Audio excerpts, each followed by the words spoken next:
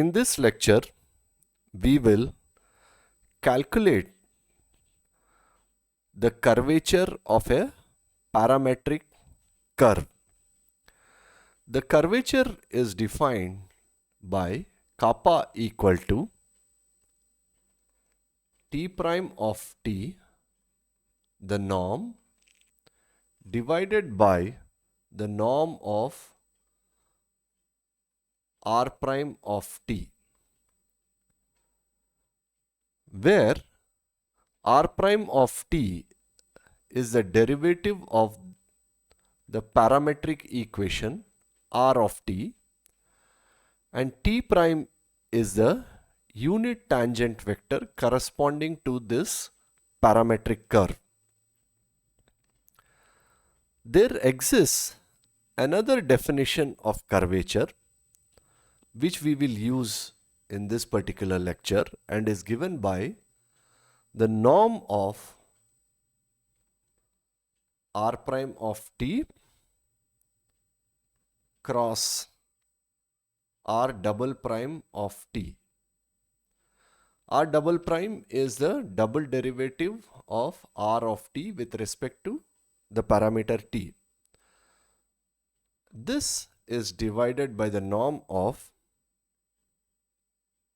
r prime of t to the power q. In front of you on the screen, you are seeing a helix.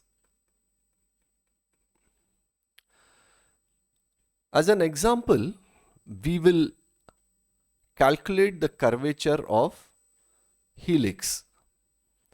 This image is taken from Wikipedia. The parametric equation corresponding to this particular helix is given by r of t equal to sin ti plus cos tj plus t of k. To calculate kappa, we will need the single derivative and the double derivative. So therefore let us calculate r prime of t, which is fairly easy. You get cos ti minus sin tj plus k. R double prime of t is minus sin ti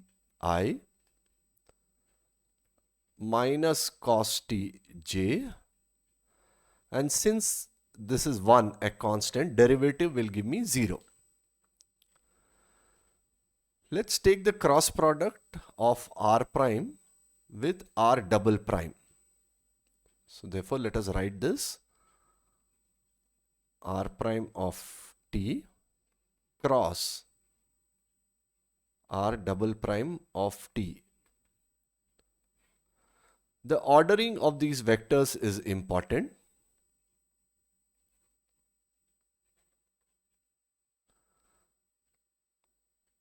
R prime is cos t minus sin t 1. Then we have r double prime minus sin t minus cos t 0. The cross product will give us a vector. So, therefore, I minus sin t with 0 is 0. Minus of minus is plus cos t minus j. Cos t multiplied with 0 is 0. Minus of minus is plus sin t. And then the k component minus cos t will give me minus cos square t.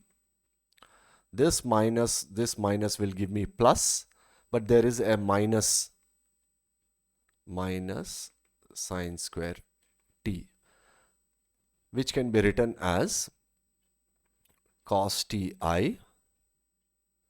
minus sin t j minus, if you take out a minus common here, then we get cos square t plus sin square t, which is 1. 1k. Let's calculate the norm or the magnitude of this.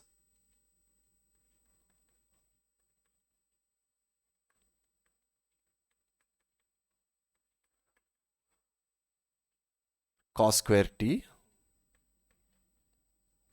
sin square t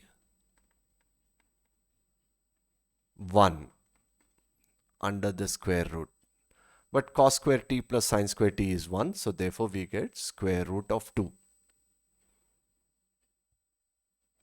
Then let us calculate norm or magnitude of r prime of t, which is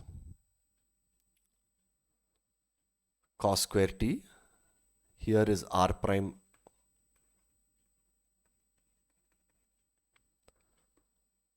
cos square t plus sin square t plus 1 square is 1 under a square root.